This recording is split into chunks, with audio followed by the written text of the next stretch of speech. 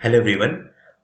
मैं विक्रमादित्य आप सभी को स्वागत करता हूं हमारे जे चॉफ्टिक चैनल पे। अगर आपने अभी तक सब्सक्राइब नहीं किया हो तो please do like our videos, share them with all your friends and please do subscribe to our channel. अगर आप कोई भी टेक्नोलॉजी या सॉफ्टवेयर सीखना चाहते हैं इंग्लिश और हिंदी में, आप हम लोग को हमें मेल कर सकते हैं training@jsuptic.com और हम लोग वहाँ से आपका कॉन्टैक्ट नंबर आप शेयर करिए, हम लोग वहाँ से आपको कॉन्टैक्ट करेंगे।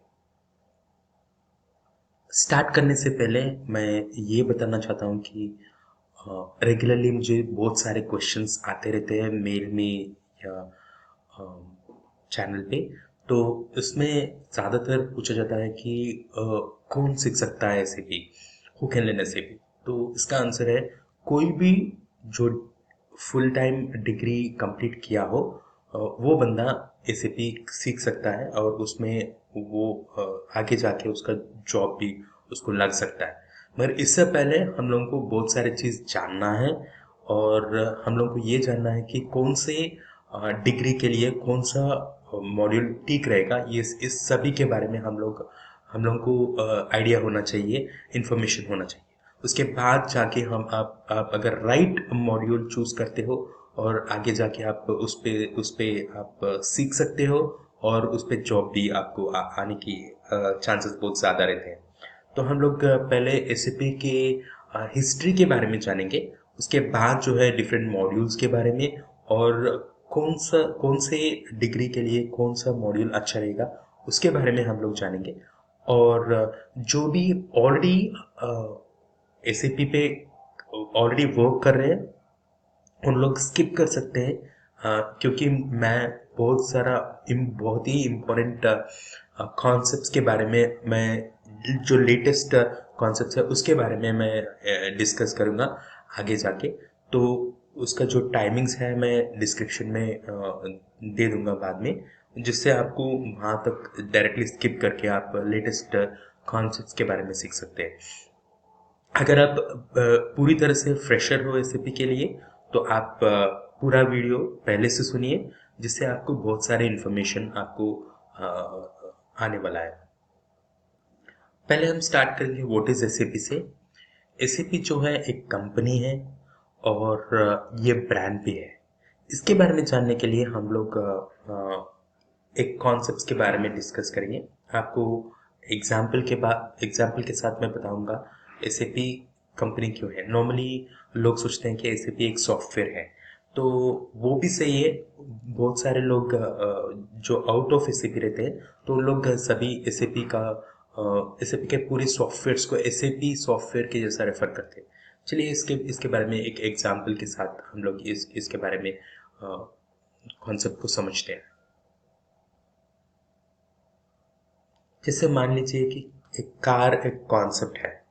सो कौन कार मैन्युफैक्चर कर सकता है? कोई भी कार मैन्युफैक्चर कर सकता है, कोई भी कंपनी कार मैन्युफैक्चर कर सकता है।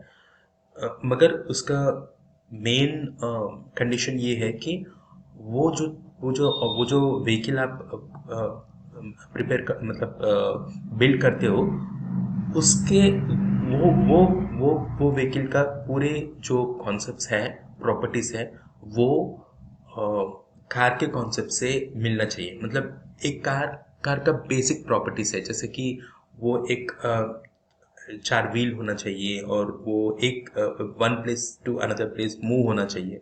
तो ये सब चीज़ कार का कॉन्सेप्ट है। सो मैं सिंपल वे में अगर बोलूँ कि समझाऊँ कि अगर मैं एक शेप दिखा के आपको बोलूँगा कि ये कार है तो कोई भी एक्सेप्ट नहीं करेगा कि ये कार है। तो उसके लिए उसका प्रॉपर्टीज होना चाहिए जो वो व्हीकल में होना चाहिए। सिमिलरली जैसे कि कोई भी चीज़ को हम लोग कार नहीं बोल सकते हैं, कोई भी सॉफ्टवेयर को हम लोग ईआरपी सॉफ्टवेयर नहीं बोल सकते हैं। जिस तरह कार एक कॉन्सेप्ट है, ईआरपी भी एक कॉन्सेप्ट है, जिसके अंदर हम लोगों को एक थोड़े प्रॉपर्टीज चाहिए होता है। जो अगर एक सॉफ्टवेयर वो प्रॉपर्टीज सेटिस्फाई करता है तो ही उसको हम लोग ईआरपी सॉफ्टवेयर बोलते हैं। वरना नहीं। तो जिस तरह कार एक कॉन्सेप्ट है, ईआरपी भी एक कॉन्सेप्ट है। जैसे कि बीएमडब्ल्यू एक कंपनी है जो कार्स मैन्युफैक्चर करता है, उसी तरह एसएबी एक कंपनी है जो ईआरपी सॉफ्टवेयर्स को बिल्ड करता है। ईआरपी ईआरपी सॉफ्टवेयर्स एक एक एलिमेंट है एसएपी के पूरे बिजनेस सॉल्यूशंस पे। मगर अभी जो ब्रॉडर वे में हम लोग डिस्कस करें तो एसएपी का business solutions for huge enterprises,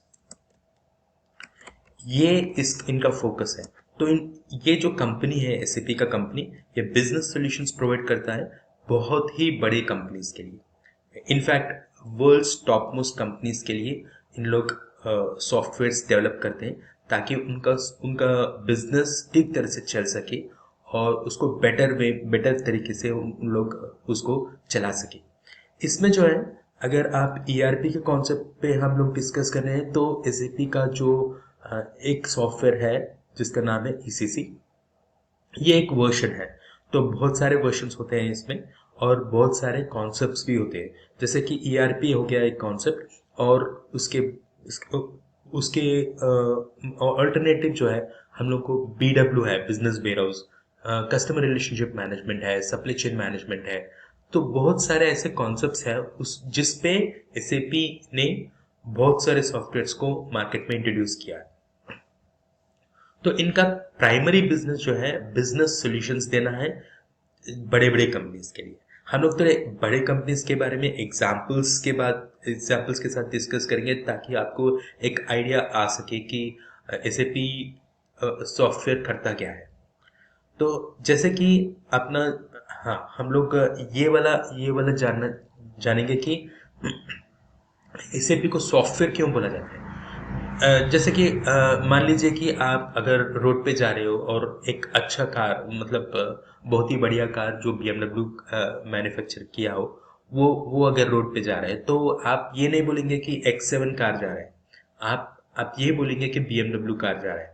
तो जब हम लोग कार को रेफर कर रहे हैं तो कंपनी का नाम से रेफर कर रहे हैं, क्योंकि कंपनी का नाम सिर्फ कंपनी का नाम ही नहीं है, वो एक ब्रांड भी है। जैसे कि मान लीजिए कि कहीं पे भी आप चाहिए दुनिया में, आप बीएमडब्ल्यू नाम लीजिए तो उनको पता चल जाएगा कि आप कार के बारे में बात कर रहे हैं। X7 नाम नाम लिए तो वो कंफ्यूज हो जाएंगे कि वो मोबाइल का वर्जन है या लैपटॉप का वर्जन है या किसी और का वर्जन है। तो बीएमडब्ल्यू एक ब्रांड है, जिस तरह बीएमडब्ल्यू एक ब्रांड है, एसएपी भी एक ब्रांड है। तो जो बाहर के लोग हैं, मतलब एसएपी में वर्क करने करने वाले, मैं उनको अंदर के लोगों के लिए जैसे रेफर कर रहा हूँ। जो बाहर के लोग हैं, इन जनरल कॉमन पब्लिक जो है, वो एसएपी के कोई भी सॉफ्टवेयर को एसएपी सॉफ्टवेयर के हिसाब से नेम से जाना जाता है, मतलब ऐसा रेफर करते हैं। तो हम लोग ये बिजनेस सॉल्यूशंस, क्या क्या बिजनेस सॉल्यूशंस है उसके बारे में भी बाद में एक्सप्लोर करेंगे। अभी हम लोग जानेंगे कि ये कितना बड़ा कंपनी है और इसका हिस्ट्री क्या है। हिस्ट्री जानना बहुत ही ज़रूरी है, क्योंकि हमें उससे पता चलता है कि फ्यूचर क्या होगा। इससे भी हिस्ट्री के बारे में जानेंगे। जब हम लोग हिस्ट्री जानते हैं तो फ्यूचर के बारे में भी हम लोग एक फोरकास्ट कर सकते हैं। जैसे कि एक बंदा है जो हमने हमने प्रैक्टिकली देखा है अपने आंखों के सामने कि वो 100 kgs वेट लिफ्ट कर सकता है। तो हम आगे जाके भी किसी से चैलेंज कर सकते हैं कि ये बंदा 90 kgs लिफ्ट कर सकता है, क्योंकि उसने ऑलरेडी किया हुआ है आपके सामने, तो आप उसको चैलेंज कर सकते हैं। इसी तरह अगर आपको एसएपी के फ्यूचर के बारे में बात समझना है तो आपको हिस्ट्री के बारे में पूरा क्लैरिटी आपको आ गया तो आप फ्यूचर के बारे में भी फोरकास्ट कर सकते हो।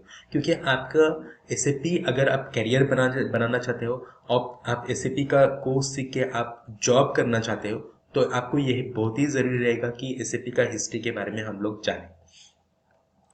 तो हुआ ये कि आईबीएम का जो कंपनी है, जिसको आप सभी जानते हैं, आईबीएम कंपनी के अंदर इन लोग थोड़े लोग 1970s में, 1960s में, लेट 1960s में इन लोग ने क्या किया कि एक टीम ने एंटरप्राइज सॉल्यूशंस, माने एक बहुत ही बड़ा कंपनी के लिए सॉल्यूशंस प्रिपेयर करना, जो सॉफ्टवेयर सॉल्यूशंस प्रिपेयर करना, उसके ऊपर हम लोग वर्क कर रहे थे। जैसे कि मान लीजिए कि ह्यूमन रिसोर्सेस है, इस ह्यूमन रिसोर्सेस को HR ह्यूमन रिसोर्सेस को मैनेज करने के लिए उन्होंने एक सॉफ्टवेयर बनाया। इसी तरह एक फाइनेंस मॉड्यूल जो रहता है, फाइनेंस डिपार्टमेंट का और फाइनेंस मॉड्यूल का पूरा मैनेजमेंट के लिए उन्होंने दूसरा सॉफ्टवेयर बनाया। तो इस तरह उन्होंने ये प्लान किया कि हर एक डिपार्टमेंट और हर एक रिसोर्स के लिए एक दूसरा सॉफ्टवेयर उन लोग मैन्युफैक्चर करें। मगर थोड़े लोग ये सोचे कि क्यों ना हम लोग एक ही सॉफ्टवेयर पे सभी रिसोर्सेज को हम लोग प्लान करेंगे, मैनेज करेंगे और उसको इंटीग्रेट करेंगे। तो इन्होंने ये आइडिया को IBM के टॉप मैनेजमेंट को बताया, उनसे शेयर किया। तो उन्होंने कहा कि ये पूरा अप्रूवल के लिए थोड़ा टाइम लगेगा। तो उन्होंने क्या क्या किया कि जो 5 एम्प्लॉयज थे उन्होंने बाहर आके 1970s में, मतलब टू बी स्पेसिफिक 1972, मैं डेकेड्स के हिसाब से बात करूंगा, 1970s 80s 90s, आपको याद रखने के लिए बहुत इजी होगा, क्योंकि ये स्पेसिफिक डेट और स्पेसिफिक ईयर उतना हम लोग को इम्पोर्टेंट नहीं है। हम लोग को ये समझना होगा कि ये प्रोसेस कैसे हुआ और क्या हुआ। ठीक है, तो SAP जो कंपनी बना वो 1972 में बना, और ये जो SAP AG कंपनी है, इसको इसको बिल्ड किया और इसको इसको इंट्रोड्यूस किया 5 IBM एम्प्लॉयज। जो मैं अभी तक बता रहा था कि IBM में उन लोग 1960s में बिल्ड कर रहे थे different different solutions different different departments के लिए। उसके कॉन्सेप्ट से इन लोग ये करना चाहते थे कि एक ही सॉफ्टवेयर पे हम लोग पूरे मॉड्यूल्स और पूरे रिसोर्सेस को मैनेज करें। तो ये आइडिया से उन लोग आके एक कंपनी बनाते हैं SAP AG, और ये बना था वाल्डर्फ में। वाल्डर्फ एक छोटा प्लेस है जर्मनी के अंदर, जर्मनी कंट्री। तो इन्होंने ये वाला जो आइडिया है जिसपे पूरे डिपार्टमेंट्स और पूरे रिसोर्सेस, माने जैसे finance, human resources, sales, manufacturing, etcetera etcetera, इस सभी रिसोर्सेस को, सभी मॉड्यूल्स को इंटीग्रेट करते हुए इन्होंने एक सॉफ्टवेयर बनाया। तो ये वाला जो सॉफ्टवेयर है उसको हम लोग बोलते हैं, 1970s में था ये।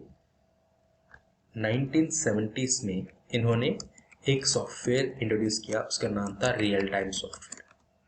इन्होंने रियल टाइम इसलिए उसका नाम दिया था कि इससे लोगों को पता चले कि उनका जो सॉफ्टवेयर है वो रियल टाइम है। रियल टाइम का मीनिंग क्या है कि आप ये सॉफ्टवेयर को जो रियल टाइम के अंदर, मतलब लाइव मैच के जैसा, आप इमीडिएटली अपडेट कर सकते हो और दूसरा डिपार्टमेंट इमीडिएटली वो देख सकता है। कि अगर समझ लीजिए कि HR डिपार्टमेंट एक अपडेट किया, तो वो वाला जो अपडेट उन्होंने HR डिपार्टमेंट ने किया, इमीडिएटली नेक्स्ट मूवमेंट लाइव में फाइनेंस डिपार्टमेंट देख सकता है। तो इसीलिए उसका नाम रियल टाइम सॉफ्टवेयर दिया गया था। रियल टाइम माने लाइव मैच एक रियल टाइम है। अगर मैं न्यूज़पेपर पढ़ रहा हूँ तो नॉन रियल टाइम है, क्योंकि उसमें ये छापा जाता है कि जो न्यूज़, जो इवेंट्स हो गए हैं, रिसेंटली हो चुका है, उसके बारे में हम लोग न्यूज़पेपर में पढ़ते हैं। मगर लाइव मैच जो है रियल टाइम है। ठीक है, तो ये 1970s में इन्होंने इंट्रोड्यूस किया रियल टाइम सॉफ्टवेयर, और ये बहुत ही अच्छी तरह से रिसीव किया गया था जर्मनी के अंदर, जर्मनी कंट्री के अंदर। तो इनिशियली इनका जो फर्स्ट 3 इयर्स था वो पूरा बिजनेस इस जर्मनी के अंदर, उनके कंट्री के अंदर चला था। फिर बाद में आगे जाके उन्होंने ग्लोबली इनको ये सॉफ्टवेयर को इंट्रोड्यूस किया। उसके बाद जो है इन्होंने real time 2 tyre software introduce किया, रियल टाइम 2 टायर। इसको हम लोग SAP ऐसे लिखते थे, SAP R/2, SAP R/2। Then 1990s में इन्होंने real time 3 tyre software introduce किया।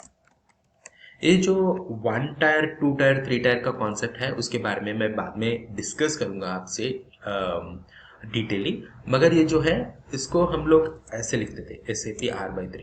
ये बहुत ही पॉपुलर सॉफ्टवेयर था, बहुत सक्सेसफुल सॉफ्टवेयर था SAP R/3।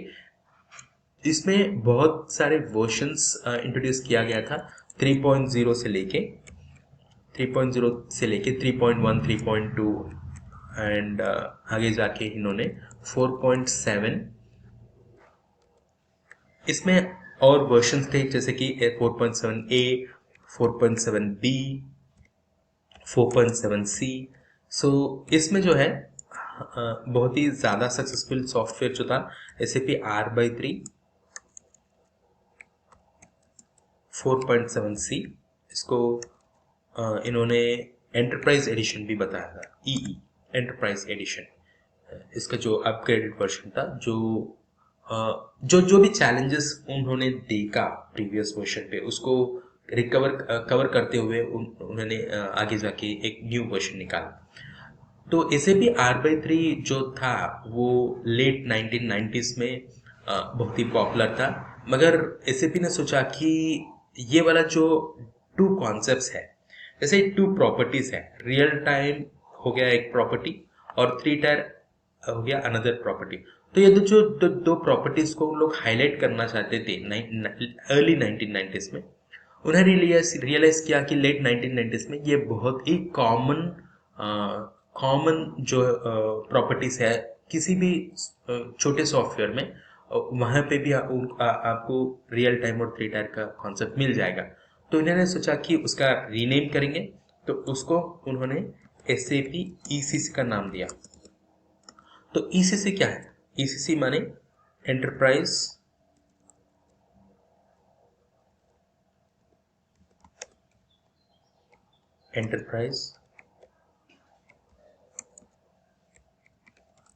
Resource plan, enterprise resource plan, enterprise ERP का है। एंटरप्राइज कोर कंपोनेंट, इसको एंटरप्राइज सेंट्रल कंपोनेंट भी कहा जाता है। इसका और एक नाम है enterprise central component.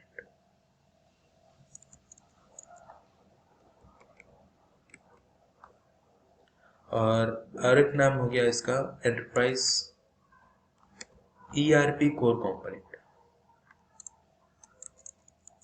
ERP core component भी बोला जाता है और ERP सेंट्रल कंपोनेंट भी कहा जाता है, ERP सेंट्रल कंपोनेंट। ठीक है, तो ये वाला जो है ECC का फुल फॉर्म हो गया। तो SAP ने ECC इंट्रोड्यूस किया। SAP ECC में फिर वर्जन्स थे 5.0 6.0। 6.0 बहुत ही सक्सेसफुल वर्जन था। तो इन्होंने क्या किया कि इसमें वर्जन्स जो है SAP ECC 6.0 पे बहुत ही सारे एनहांसमेंट पैकेजेस इंट्रोड्यूस किए थे। EHP मतलब EHP क्या है? Enhancement package. सो इन्होंने नए नए वर्जन्स को निकालने से बेहतर समझा कि इसी वर्जन पे आप उन्होंने ये सोचा कि इस पे एनहांसमेंट वर्जन करेंगे, क्योंकि ये एनहांसमेंट क्या है कि जस्ट लाइक अ पैच है, जिसको इंस्टॉल कीजिए ओल्ड वर्जन पे, वो नया सॉफ्टवेयर के जैसा आपको यूज कर सकते हैं आप इसको। तो इस तरह उन्होंने क्या किया कि EHP का कॉन्सेप्ट निकाला, जिसमें कि 8.0 तक EHP 8 तक बहुत ही पॉपुलर है। उसके बाद जो है इन्होंने SAP R/3 SAP S/4 HANA के S/4 HANA इंट्रोड्यूस किया था इन्होंने 2015 में। सो अभी हम लोग S/4 HANA के बारे में डिस्कस करने से पहले हम लोग को HANA प्लेटफॉर्म के बारे में डिस्कस करना होगा। तो वो वाला जो है बहुत ही इम्पोर्टेंट कॉन्सेप्ट है, जिसके बारे में हम लोग अभी डिस्कस करेंगे। S/4 HANA एक बहुत ही रेवोल्यूशनरी कॉन्सेप्ट है। जैसे मैं कह रहा था कि उससे पहले हम लोग को HANA का कॉन्सेप्ट के बारे में डिस्कस करना। बाद में इसके इसके बारे में हम लोग डिस्कस करें। तो जो भी हमने अभी तक डिस्कस किया उसका एक बार ओवरव्यू देख लेते हैं, और उसके बाद हम लोग ये समझते हैं कि हाना का प्लेटफॉर्म रेवोल्यूशनरी क्यों है, और उसमें S/4 हाना कहाँ पे बैठता है, और अपना फ्यूचर में जो मॉड्यूल्स हम लोग को सीखना है उसके बारे में हम लोग जानेंगे। आगे जाने से पहले मैं थोड़े एब्रिविएशंस यहाँ पे आपको शेयर करना चाहूँगा कि ERP जो है, ERP का फुल फॉर्म होगा enterprise resource planning.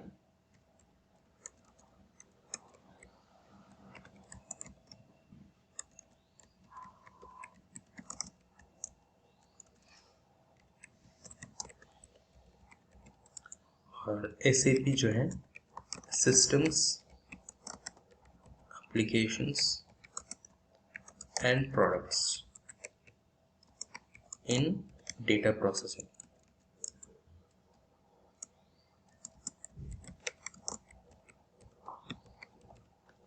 Systems applications and products in data processing, ये SAP का फुल फॉर्म है। और इसमें बहुत सारे मॉड्यूल्स रहेंगे, इसके बारे में हम लोग डिस्कस करेंगे। तो इसमें मॉड्यूल्स जो रहेंगे वो जो मॉड्यूल्स हैं वो डिफरेंट रिसोर्सेज को मैनेज करने के लिए, उसके बारे में हम लोग डिटेली अभी डिस्कस करेंगे। अभी तक हम लोग एसएपी के बारे में जो इसके हिस्ट्री के बारे में थोड़े डिटेल्स हम लोग डिस्कस कर रहे थे। तो अभी जो है ईआरपी के अंदर, सो व्हाट इज ईआरपी? तो ईआरपी क्या है? ईआरपी माने एंटरप्राइज रिसोर्स प्लानिंग है, जिसमें कि एंटरप्राइज माने ह्यूज बिजनेस ऑर्गेनाइजेशन। जो भी एक बहुत ही बड़ा ऑर्गेनाइजेशन होगा उसको हम लोग ह्यूज बिजनेस ऑर्गेनाइजेशन बोलते हैं। तो उसमें उसको हम लोग एंटरप्राइज बोलते हैं। तो जो भी ह्यूज बिजनेस ऑर्गेनाइजेशन होगा उसको हम लोग एंटरप्राइज बोलते हैं। फॉर एग्जाम्पल कोको कोला एक बहुत ही बड़ा कंपनी है, आईटीसी बहुत बड़ा कंपनी है, HSBC या BMW, और American express bank, ICICI, SBI। तो ये बहुत ही बड़ी कंपनीज है। तो वर्ल्ड के सबसे टॉप कंपनीज को एंटरप्राइज रिसोर्स प्लानिंग का सॉफ्टवेयर से मैनेज करते हैं। मैं ये इसलिए स्ट्रेस कर रहा हूँ कि अगर अगर मान लीजिए कि बहुत ही छोटा कंपनी है, उसको हम लोग एक्सेल शीट में भी मैनेज कर सकते हैं, मगर जो बहुत ही बड़ा कंपनी रहेगा उसमें बहुत ही सारे कॉम्प्लेक्सिटीज रहेंगे, जिसको आगे जाके आपको ERP सॉफ्टवेयर पे ही मैनेज करना पड़ेगा। तो रिसोर्सेज जो है, हमें man power, materials, machinery, marketing methods, ये सारे रिसोर्सेज है एक एंटरप्राइज के अंदर। तो उसको प्लान करने के लिए जो सॉफ्टवेयर बनाया गया था उसको एंटरप्राइज रिसोर्स प्लानिंग सॉफ्टवेयर को बोला जाता है। तो प्लानिंग में क्या होता है कि हमें दो एलिमेंट्स होते हैं प्लानिंग में, यूटिलाइजेशन एंड ऑप्टिमाइजेशन। यूटिलाइजेशन माने समझ लीजिए कि आपके पास एक 1000 एम्प्लॉयज है, 1000 एम्प्लॉयज को प्रॉपर वर्क देना यूटिलाइजेशन है, और उन्हें किस तरह 1000 एम्प्लॉयज से आगे जाके नेक्स्ट ईयर में 2000 एम्प्लॉयज का वर्क कराना है, मतलब स्मार्ट वर्क। तो कम एफर्ट में आपको ज्यादा आउटपुट लाना है, तो उसको बोलते हैं ऑप्टिमाइजेशन। जैसे आप आज 100 रुपये आप स्पेंड करके ऑफिस जा रहे हो, तो किस तरह आप ज्यादा कंफर्टेबली 50 रुपये में जा सके, उसको बोलते हैं ऑप्टिमाइजेशन। तो जो सॉफ्टवेयर बड़े कंपनीज का रिसोर्सेस को यूटिलाइज और ऑप्टिमाइज करने के लिए यूज करते हैं, उस तरह के सॉफ्टवेयर को हम लोग ERP सॉफ्टवेयर बोलते हैं। और ERP सॉफ्टवेयर में कंडीशन ये है कि पूरे रिसोर्सेज को वो हैंडल करना है। ऐसा नहीं होगा कि मैं एक सॉफ्टवेयर को बनाया जिसमें सब रिसोर्सेज को हैंडल करता है वो सॉफ्टवेयर, मगर मैन पावर को नहीं करता है, तो वो ERP सॉफ्टवेयर नहीं होगा। उसका कुछ कुछ और ही नाम रख सकते हैं, मगर ERP सॉफ्टवेयर माने सभी रिसोर्सेज को आप मैनेज करना ही है, तो ही जाके उसको एंटरप्राइज रिसोर्स प्लानिंग मतलब ERP सॉफ्टवेयर बोलते हैं, कहा जाता है। ठीक है। तो अभी जो है हम लोग ERP में और डिटेली समझेंगे कि कौन से डिपार्टमेंट्स कौन से रिसोर्सेज को मैनेज करते हैं, जैसे कि money, man power, material, machinery, marketing. किस किस डिपार्टमेंट्स में ये वाला रिसोर्सेज को हैंडल किया जाता है। तो मनी को फाइनेंस, अकाउंटिंग, कॉस्टिंग डिपार्टमेंट वाले मैनेज करते हैं, और मैन पावर को ह्यूमन रिसोर्सेस, ईएचएस माने environment, health and safety, training, ये डिपार्टमेंट्स हैंडल करते हैं। जैसे मटेरियल्स को हो गया warehouse management, trade transportation, material management, purchasing department, ये डिपार्टमेंट जो है मटेरियल्स को हैंडल करते हैं। और मशीनरी जो है production, quality analysis, production planning, controlling and maintenance department वाले हैंडल करते हैं। मार्केटिंग को sales, distribution and marketing department वाले, और मेथड्स को जो है corporate administration, research and development, supply chain management, customer relationship management, ये सब डिपार्टमेंट्स मेथड्स को हैंडल करते हैं। तो मेथड्स माने किस तरह हम लोग बिजनेस करें, मतलब अगर हो गया कि एम्प्लॉयज के मेथड्स को डिफाइन करना है, तो कॉर्पोरेट वाले डिफाइन करेंगे कि किस टाइम को एम्प्लॉयज आना है ऑफिस को, किस टाइम को एम्प्लॉयज जाएंगे ऑफिस से, ये सब डिटेल्स हम लोग मेथड्स में डिफाइन करेंगे। तो इस तरह जो है हम लोग ये सॉफ्टवेयर के अंदर हम लोग ये सभी रिसोर्सेस को और उनके जो डिपार्टमेंट्स हैं उन सभी को हैंडल करने के लिए ईआरपी सॉफ्टवेयर यूज करते हैं। तो अगर हम लोग एक एग्जाम्पल ले और इसमें ये समझने की कोशिश करें कि अगर समझ लीजिए कि हर एक डिपार्टमेंट एक डिफरेंट रिसोर्सेस पे काम कर रहा है, मतलब एक डिफरेंट सॉफ्टवेयर पे काम कर रहा है, तो होगा ये कि वो डिपार्टमेंट सही तरह से काम करेगा, मगर इसमें प्रॉब्लम क्या होगा कि इंटीग्रेशन का प्रॉब्लम होगा। जैसे कि मान लीजिए कि एचआर डिपार्टमेंट जो है वो जावा सॉफ्टवेयर पे वर्क कर रहा है, फाइनेंस डिपार्टमेंट जो है टैली पे, और production planning C plus plus पे, और सेल्स एंड डिस्ट्रीब्यूशन जो है विजुअल बेसिक पे काम कर रहा है। तो वो डिपार्टमेंट उस पे पूरी तरीके से सही वर्क करेगा। मगर अगर इसका डेटा फाइनेंस, मतलब एचआर का डेटा फाइनेंस डिपार्टमेंट से शेयर करना हो, तो उसके लिए बहुत ही ज़्यादा बड़ा प्रोसेस रहेगा इंटीग्रेशन के लिए। यहाँ का डेटा वहाँ पे, वहाँ का डेटा यहाँ पे अपडेट करने के लिए वो बहुत ही कॉम्प्लेक्स हो जाएगा एक ईआर एंटरप्राइज के अंदर। तो इसमें जो है जो इंटीग्रेशन है, integration of business process is not possible. तो इसमें क्या है ना कि अगर आप क्या कर रहे हैं कि each set of applications is developed on different technologies, मतलब हर एक डिपार्टमेंट का एक अलग ही सॉफ्टवेयर पे काम चल रहा है। तो इससे क्या होगा कि उनका डेटाबेस अलग होगा और ऑपरेटिंग सिस्टम भी अलग होगा, और उसके बाद जो है कम्युनिकेशन पॉसिबल नहीं होगा उनके अंदर। तो वो एक बहुत ही बड़ा दिक्कत हो जाएगा। तो हम लोग ये जानते हैं कि आखिर बिजनेस ऑपरेशंस के लिए आपको इंटीग्रेशन क्यों चाहिए। तो हम एक बहुत ही सिंपल एग्जांपल लेते हैं यहाँ पे, जहाँ पे कि एक कस्टमर एक इंक्वायरी कर रहा है कस्टमर सर्विस डिपार्टमेंट से कि उनका ऑर्डर का स्टेटस क्या है। ये जस्ट ऑर्डर का स्टेटस बोलने के लिए कस्टमर सर्विस डिपार्टमेंट सभी डिपार्टमेंट्स को इंटीग्रेट करके उनको पूछना पड़ेगा कि उनका स्टेटस क्या है। अगर समझ लीजिए कि ईआरपी नहीं होगा, तो ये रेस्पॉन्स देने के लिए वो कस्टमर सर्विस डिपार्टमेंट को थोड़े दिन लग सकते हैं या महीने भी लग सकते हैं। मगर अगर ये पूरा इंटीग्रेट हो जाए, सब डिपार्टमेंट्स को एक ही सॉफ्टवेयर पे अगर इंटीग्रेट कर दिए, तो आप उनको इंक्वायर करने की जरूरी नहीं रहेगा। विद इन सेकेंड्स वही कॉल पे कस्टमर को बता दिया जाएगा कि उनका स्टेटस क्या है, उनका ऑर्डर का स्टेटस क्या है। इस स्पीड को, जो स्पीड से आप बिजनेस कर सकते हो एंटरप्राइज रिसोर्स प्लानिंग से, वो बिना ईआरपी के हाईली इम्पॉसिबल है।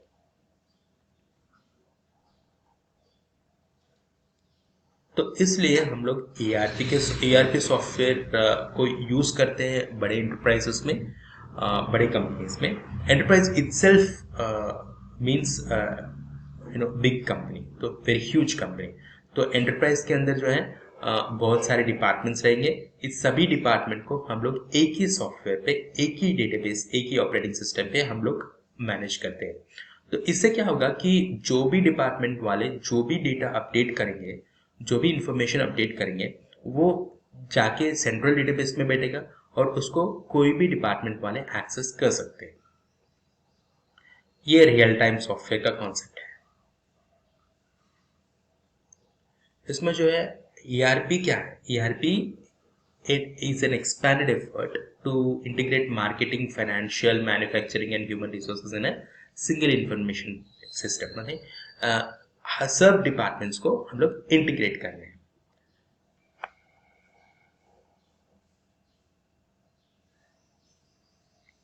सो ये सिंगल इंटीग्रेटेड सॉफ्टवेयर है, single database, information shared and communicated, and it automates orders, order fulfillment, billing, shipping, etc. तो सभी को इंटीग्रेट करता है ईआरपी सॉफ्टवेयर. ईआरपी के अंदर बहुत सारे सॉफ्टवेयर्स थे, मगर एसएपी इसमें लीडिंग है. किस लिए लीडिंग है हम लोग उसके बारे में भी जानेंगे. तो ये जो सॉफ्टवेयर है 62% ऑफ द मार्केट शेयर इनके पास है, उससे ज़्यादा ही है आज के डेट में. तो इसमें जो भी ईआरपी इंप्लीमेंट करना चाहता है तो उसका फर्स्ट प्रायोरिटी होगा SAP. Then why SAP? SAP क्यों? एसएपी जो है अभी 1972 में इस्टेब्लिश हुआ. It's 50 years now. So 50 years से ये लीडिंग में है एंटरप्राइज सॉल्यूशंस में, और world's most trusted company for business solutions. अगर आप बड़ा कंपनी है, आप बड़ा कंपनी के पर्सपेक्टिव से सोचते हो तो एसएपी फर्स्ट प्रायोरिटी है. मतलब अगर मैं आपको पूछूं कि कौन सा मोबाइल मुझे ठीक रहेगा खरीदने के लिए अगर मेरा बजट 10,000 रुपये है, तो आप डिफरेंट पीपल डिफरेंट ऑप्शंस देंगे कि ये अच्छा रहेगा, वो अच्छा रहेगा. मगर अगर मेरा बजट 1 लाख रुपये है तो 90% से ज़्यादा लोग एप्पल आईफोन लेने के लिए मुझे सजेस्ट करेंगे. इसलिए इस तरह क्यों? वो बजट में दी बेस्ट फ़ोन जो माना जाता है वो एप्पल आईफोन माना जाता है. इसी तरह अगर आपका बजट कम है तो कंपनीज दूसरे सॉफ्टवेयर्स के डायरेक्शन में देखते हैं. अगर उनका बजट का पर्सपेक्टिव नहीं है, जैसे कि एचएसबीसी बैंक है तो बहुत ही बड़ा बैंक है, और जैसे BMW मैन्युफैक्चरिंग कंपनी है, बहुत ही बड़ा है. तो इस तरह बहुत ही बड़े कंपनीज के अंदर उन लोगों का अगर फाइनेंशियल कंस्ट्रेंट्स नहीं है तो फर्स्ट प्रायोरिटी जो है वो जाएगा एसएपी के ऊपर, क्योंकि एसएपी बहुत ही बेस्ट सॉल्यूशंस देगा. और एक चीज़ है कि जर्मन टेक्नोलॉजी जो है वो वर्ल्ड वाइड में बहुत ही पॉपुलर है. जर्मन के जो भी कंपनीज होते हैं उनका जो सॉल्यूशन सर्विसेज जो रहता है वो बहुत ही बड़ा रहता है. जैसे कि BMW एक जर्मन कंपनी है, और DMW क्रिसलर, या आप जो भी टॉप कंपनीज देख लीजिए टेक्नोलॉजी के अंदर, वो जर्मनी से आए हैं. तो जर्मनी बहुत ही पॉपुलर है उनके टेक्नोलॉजी के लिए. तो एसएपी भी बहुत ही पॉपुलर है वर्ल्ड वाइड के अंदर इनके टेक्नोलॉजी के लिए. So it's a world's leading provider of business software solutions, जिसमें कि इनको 3 लाख से ज़्यादा कस्टमर्स है 120 कंट्रीज प्लस के अंदर, और इनके 4 lakh installations of SAP software already हो चुके हैं, और इससे ज़्यादा ही मतलब 4 लाख प्लस. और इनका मेन फोकस टॉप कंपनीज के अंदर होता है कि टर्नओवर जिसमें सबसे ज़्यादा होता है उसमें फोकस करते हैं लोग. तो जैसे मान लीजिए कि एक नेस्ली कंपनी है. नेस्ली कंपनी इनका बिजनेस बहुत ही बड़ा है थ्रू आउट द वर्ल्ड. ऐसे कंपनीज में एसएपी ही यूज़ करते हैं. जैसे कि ये 3 लाख कंपनीज जो है वो बहुत ही बड़ी कंपनीज हैं. जैसे कि मैं बोल रहा था कि नेस्ले के बारे में, कोको कोला के बारे में, रेनॉल्ड्स, रेमॉन्ड्स और अमेरिकन एक्सप्रेस बैंक. इस तरह वर्ल्ड वाइड में 3 लाख कस्टमर्स हैं इनके, जो बहुत ही बड़े हैं, और इनका जो नेटवर्क है वो बहुत ही अमेजिंग है. आगे जाके हम लोग हाना कॉन्सेप्ट के बारे में डिस्कस करेंगे. हाना क्या है, और उसके अंदर, हाना के अंदर कौन से मॉड्यूल्स रहते हैं, हम लोग क्या मॉड्यूल सीखे, इसके बारे में मैं बहुत ही डिटेली मैं आगे जाके आपको बताने वाला हूँ. तो अभी जो है हाना का प्लेटफॉर्म के बारे में हम लोग डिस्कस करेंगे कमिंग सेशन पे. और इस सेशन में बस इतना ही. हम लोग आगे जाके मैं नेक्स्ट जो वीडियो बनाऊंगा उसमें डिटेली आपको और मॉड्यूल्स के बारे में, और आपका जो एजुकेशनल बैकग्राउंड है, इसके हिसाब से आपको कौन सा मॉड्यूल ठीक रहेगा उसके बारे में मैं सजेशंस दूंगा। अगर आप जानना चाहते हैं कि कौन सा कॉन्सेप्ट आपको ठीक रहेगा, कौन सा मॉड्यूल आपको ठीक रहेगा, आप हमें मेल आईडी पे कांटेक्ट कर सकते हैं। आप पूछ सकते हैं कि कौन सा मॉड्यूल आपको ठीक रहेगा और आपका ट्रेनिंग किस तरह होना चाहिए। आप इस ईमेल आईडी पे आप हम लोगों को कांटेक्ट कर सकते हो और हम लोग डिस्कस करेंगे कि कौन सा मॉड्यूल आपके लिए, आपके एजुकेशनल बैकग्राउंड, आपका वर्क एक्सपीरियंस अगर होगा तो उसके हिसाब से कौन सा मॉड्यूल ठीक रहेगा, उसके बारे में हम लोग डिस्कस करेंगे। अगर आपने अभी तक सब्सक्राइब नहीं किया हो हमारे चैनल पे, प्लीज़ डू सब्सक्राइब। इससे आपको बेनिफिट ये होगा कि जो भी वीडियोस आपका पोस्ट होगा फ्यूचर में, उसके बारे में आपको इंटीमेशन दिया जाएगा and it will be useful for you. And अगर आपको वीडियो अच्छा लगा है तो please do share it with your friends as well, क्योंकि वो उनके लिए भी हेल्प हो सकता है। Thank you, have a great day. अगर आपको ये वीडियो अच्छा लगा तो आप हमारे दूसरे भी वीडियोस देख सकते हैं, जैसे कि यूट्यूब के अंदर आप जेड सॉफ्टेक सर्च कीजिए। यहाँ पे आपको लेटेस्ट वीडियोस आएंगे। वीडियोस यहाँ पे आप वीडियोस क्लिक करके आप सब वीडियोस देख सकते हैं। और एक चीज़ है कि यहाँ पे आप प्लेलिस्ट पे क्लिक करके आपका जो स्पेसिफिक मॉड्यूल है उसके बारे में आप डिटेली यहाँ पे देख सकते हैं कि अगर आपको कोई भी स्पेसिफिक मॉड्यूल पे आपको वीडियोस चाहिए तो आप उसको पिक कर सकते हो। जैसे कि आपको अगर हिंदी में वीडियोस चाहिए तो आप एसएपी अप इन हिंदी, मतलब ये स्पेसिफिकली अप मॉड्यूल के लिए ये इसके बारे में आप डिस्कस कर सकते हो, देख सकते हो।